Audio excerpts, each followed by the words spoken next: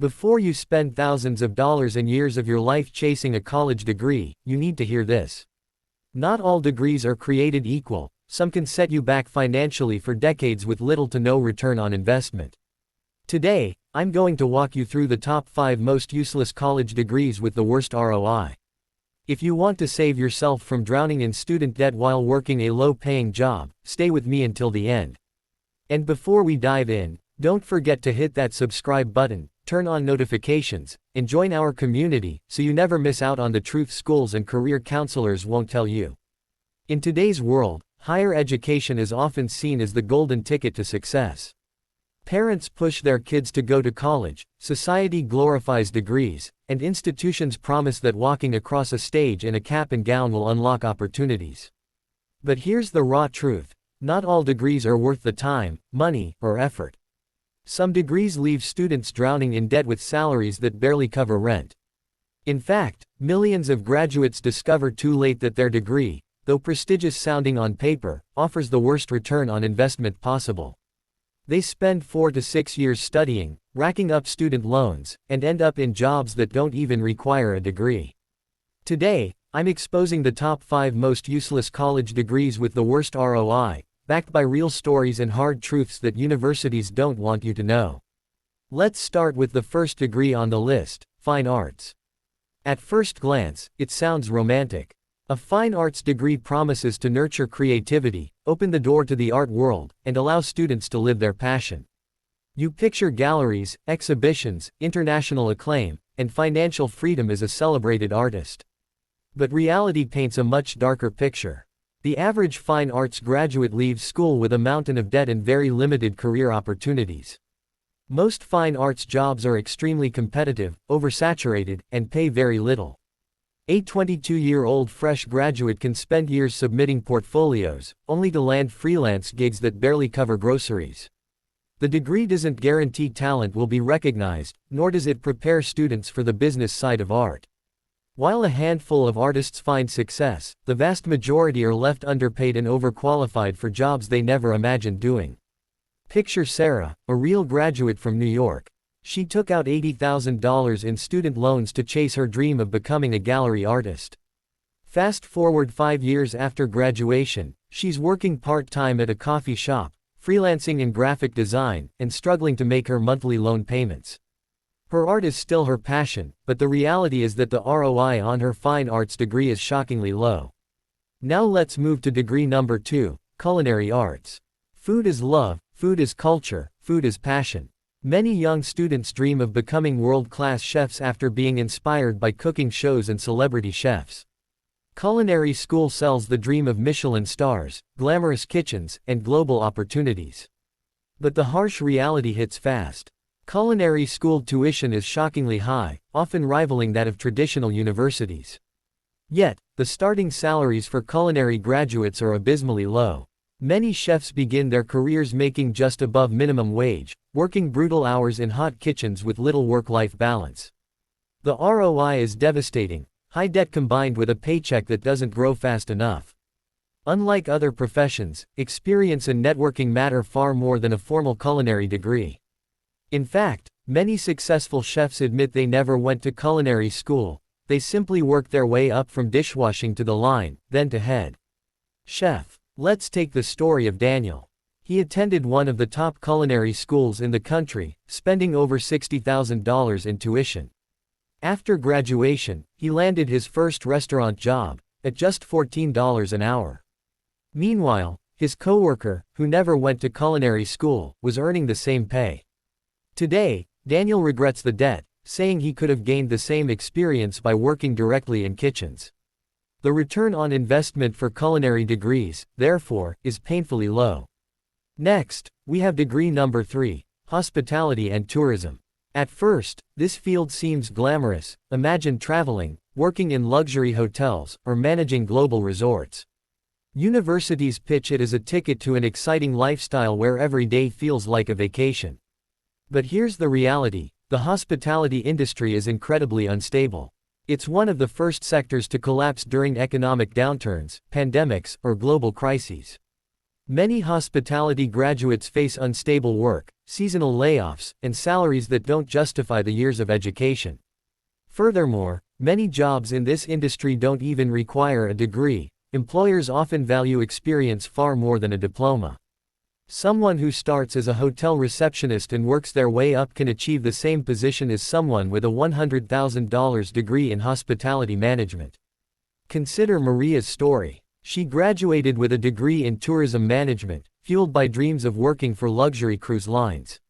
When the global pandemic hit, the industry collapsed. She struggled for years, bouncing between part-time gigs, while her loans piled up. Today, she works in retail, unrelated to her degree. Her education didn't guarantee stability, it guaranteed debt. The ROI for hospitality degrees is, in most cases, tragically poor. Moving on, degree number 4, communications. This one might surprise you because communications is often seen as a versatile degree. Universities claim it opens doors to journalism, marketing, public relations, or corporate jobs. But the hard truth is that communications is one of the most oversaturated degrees in the world. Thousands upon thousands of graduates enter the market every year, but the demand simply doesn't keep up.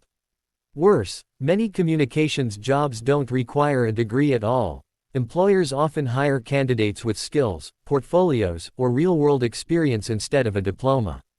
Graduates often find themselves competing for low-paying entry-level jobs or interning for free just to get a foot in the door.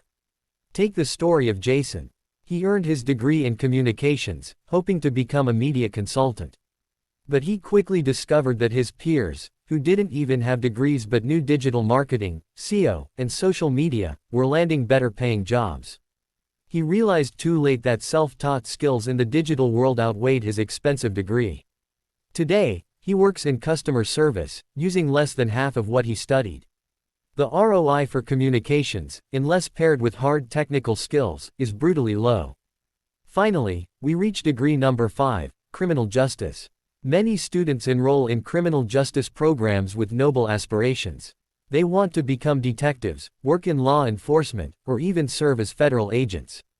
But here's the harsh reality: most law enforcement careers don't require a criminal justice degree. Police academies train recruits directly, and many higher positions are achieved through years of service rather than a college diploma.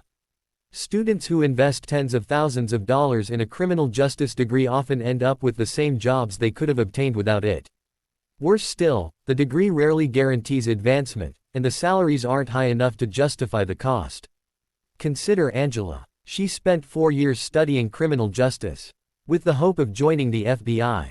But after graduation, she learned that the FBI values backgrounds in computer science, accounting, or foreign languages far more.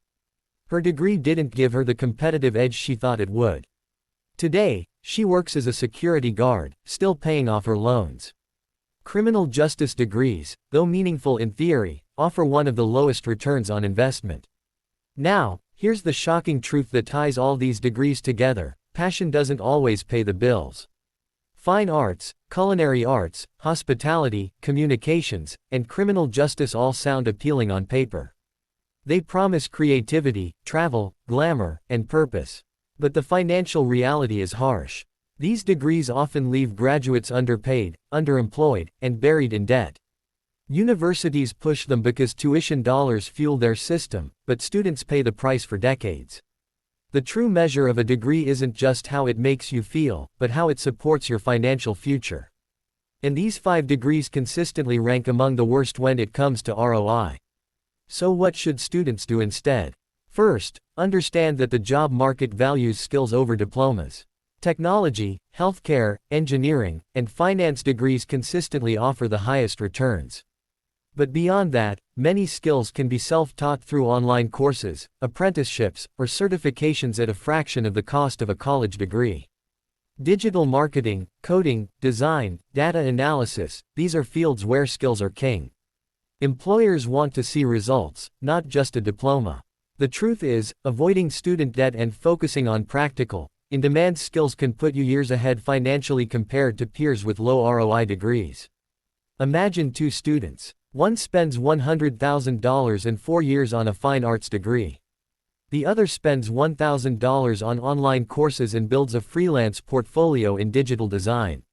By the time the fine arts graduate is still in debt and job hunting, the self-taught designer is already earning, investing, and building a future. That's the power of choosing skills over low-value degrees. These 5 degrees aren't inherently bad. They can bring joy, passion, and fulfillment if pursued with eyes wide open.